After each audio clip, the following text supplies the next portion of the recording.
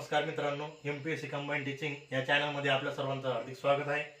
तर मित्रांनो, आपल्या चॅनलला तुम्ही भरपूर व्ह्यू देतात, भरपूर प्रेम देतात।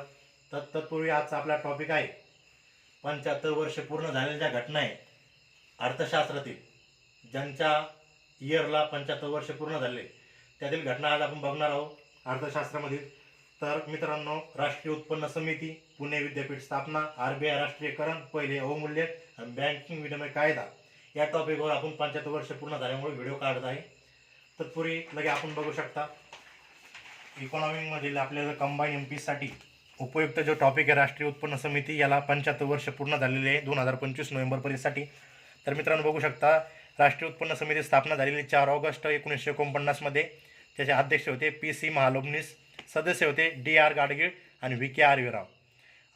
पहिला अहवाल सादर केला होता, पहिला अहवाल 1951 मध्ये व अंतिम अहवाल 1954 मध्ये सादर केला होता आपल्या राष्ट्रीय उत्पन्न समितीने। सदस्य लक्षात ठेवा मित्रांनो, DR गाडगीळ आणि VK आर्यराव आणि अध्यक्ष PC महालनोबिस। यावर प्रश्न येऊ शकतो, PYQ आहे आणि 75 वर्ष पूर्ण झालेले आहे। महत्त्वाचं म्हणजे या समितीने शिफारस केल्यानुसार राष्ट्रीय नमुना सर्वेक्षण तर 1954 मध्ये केंद्रीय सांख्यिकीय संघटना यांची स्थापना झाली। मित्रांनो, केंद्रीय सांख्यिकीय संघटना राष्ट्रीय नमुना सर्वेक्षण म्हणजे NSSO चे कार्य 4 विभागात पार पडते। आता बघूया आपण मित्रांनो, जो फेरा ॲक्ट आहे, फेरा कायदा 1947, यालाही 75 वर्ष जवळपास पूर्ण झालेले आहे।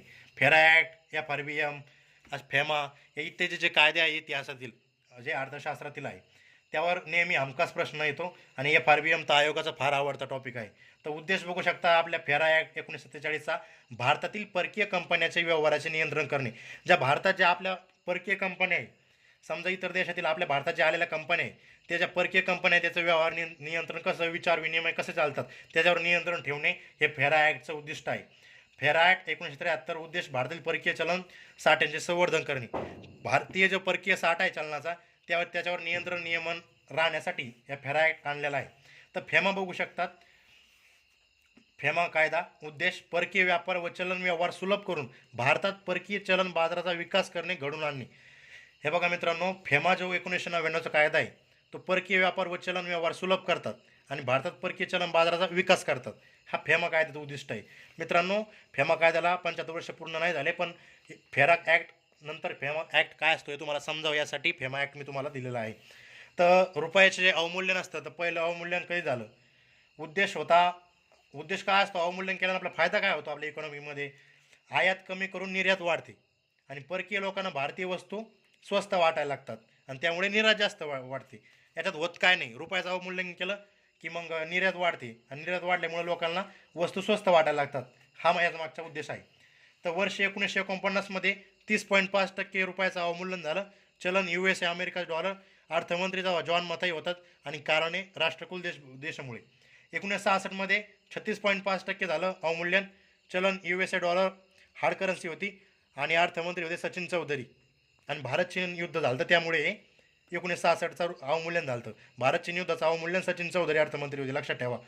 1991ला 20% अवमूल्यन झालं, 2-3 टप्प्यात अवमूल्यन पार पडत होते। तर मनमोहन सिंग पंतप्रधान होते आणि P नरसिंहराव हे अर्थमंत्री होते, लक्षात ठेवा मित्रांनो। परकीय गंगाजळी संकट आलं होतं त्यावेळेस 1991ला 20% अवमूल्यन पार पडलं। तर मित्रांनो, आपण आज बघूया RBI राष्ट्रीयकरण।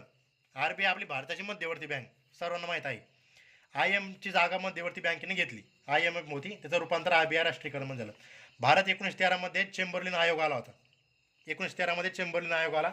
Bank of Bombay bank plus Madras bank आणि कलकत्ता बँक या तिन्ही बँकेचं मिळून इम्पिरियल बँक तयार झाली। आणि मित्रांनो, हीच बँक पुढे हिचं रूपांतर SBI झालं। SBI म्हणजे जनसामान्यांना कर्ज देण्यासाठी गोरेवाला समितीने जी बँकेची स्थापना केली ती आपली SBI।